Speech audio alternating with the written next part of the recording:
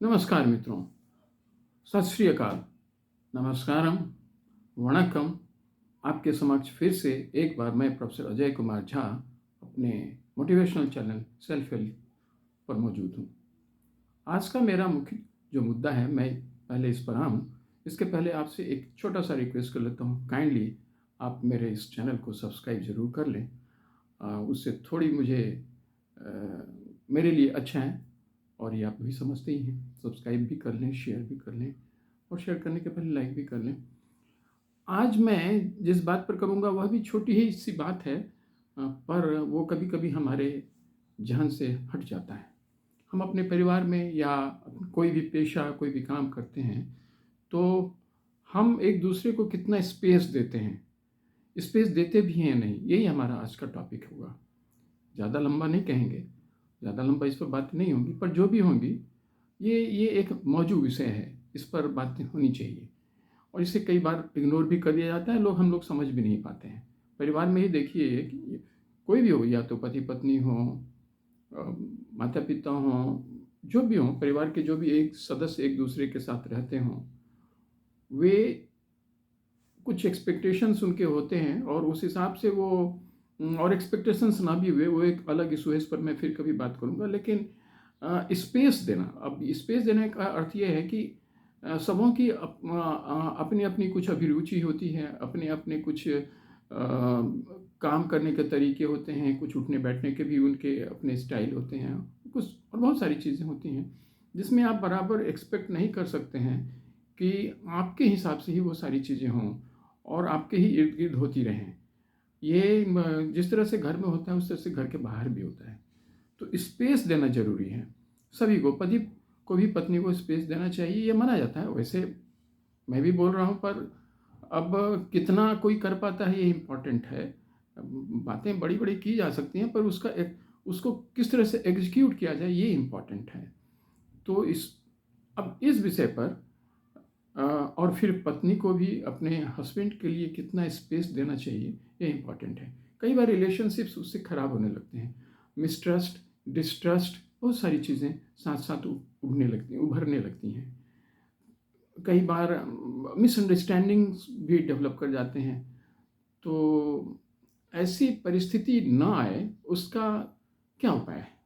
और ये तो अभी मैंने 2-3 बार कहा भी कि ये घर में भी होता है और बाहर भी होता है। अगर हम किसी एंटरप्राइज़ में हैं, अपने ऑफ़िस में, या फिर कोई नौकरी ही कर रहे हैं, हमारे हमारे अंदर कोई स्टाफ काम कर रहा है, या हमारा कोई बॉस ही है, या हमारा कलीग है, तो एवरी टाइम वो हमारे हिसाब से और हमारी तरह ही सोचे, उसका अपना तरीका हो सकता है सोचने का, उसका अपना तरीका हो सकता है काम करने का।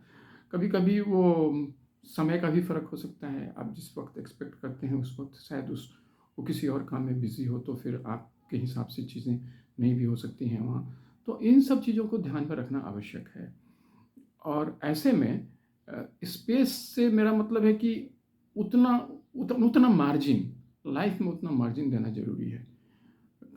कई बार हम उसके नहीं होने से चीज़ें बिगड़ती हैं। ये अगर आप ज़्यादा गंभीरता से या थोड़ा सीरियसली किसी भी तरह से अगर आप सोचें, तो ये आपको समझ में आ जाएगा। एग्ज़ाम्पल के तौर पर अगर जैसे हम देखें कि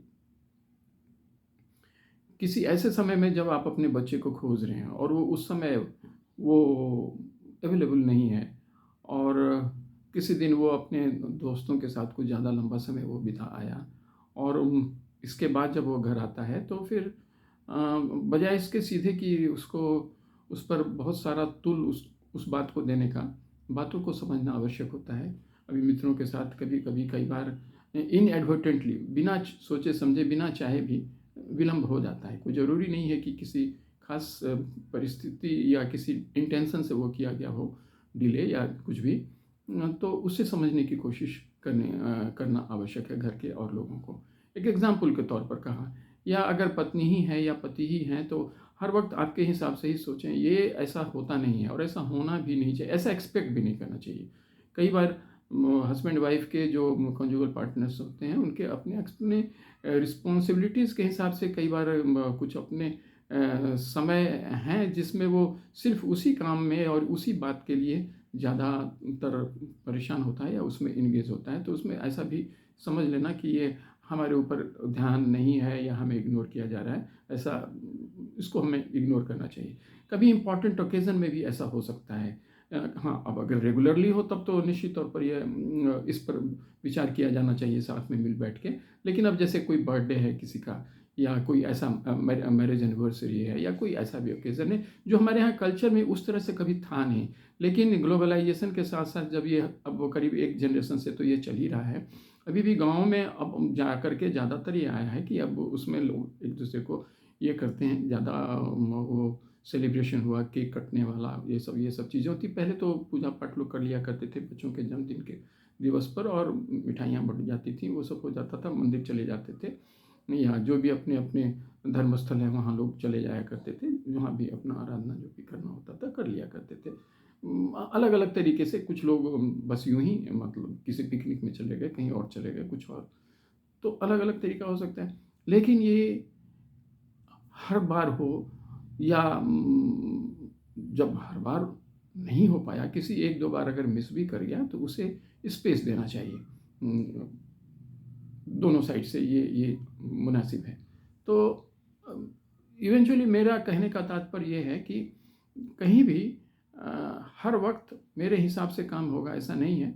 कभी अपने स्टाफ के साथ भी हैंडलिंग में इस तरह की बातें हो जाती हैं कि हम एक्सपेक्ट कर रहे हैं कि हमारे इससे बिहेवियर उसका अच्छा होगा, लेकिन अगर अच्छा नहीं हो पाया, कहीं किसी वजह से उसने कुछ थोड़ा ऐसा गड़बड़ी कर दिया, तो थोड़ा उस वक्त हमें चाहिए कि उसे इग्नोर करें। कहना आसान है पर थोड़ा इसे एग्जीक्यूट करना कठिन है। बस मैं समझता हूँ कि ये एक छोटी-सी बात है जो हमें काफ़ी हेल्प करेंगी और हेल्प आप आज़मा कर देखिए। अगर आपने इसे कभी किया है तो आपने इसका फ़ायदा ज़रूर महसूस किया होगा, अगर नहीं किया है तो आज़माइए, देखते हैं। अगर आपको किसी अलग तरह की इसमें अनुभूति होती है तो आप वो भी हमसे शेयर कीजिए या अगर हैं, पहले से पूर्व में कुछ अनुभूतियाँ हैं तो वो भी आप हमसे शेयर कर सकते हैं, उस पर भी हम लोग बात कर सकते हैं। फिर आगे, फिर अगली बात। Thank you. जय हिंद।